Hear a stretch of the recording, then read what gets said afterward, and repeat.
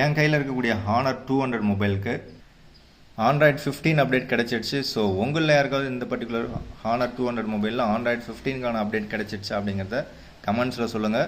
So இந்த Android 15ஓடைய update details உங்களுக்கு full and full வேணும் அப்படின்னா ப்ளே பட்டனை ப்ரெஸ் பண்ணுங்கள். ஸோ அதில் Android 15 அப்டேட் ஃபுல் டீட்டெயில்டாக என்ன இருக்குது அப்படிங்கிறத ஷார்ட்டாக சொல்லியிருக்கேன்.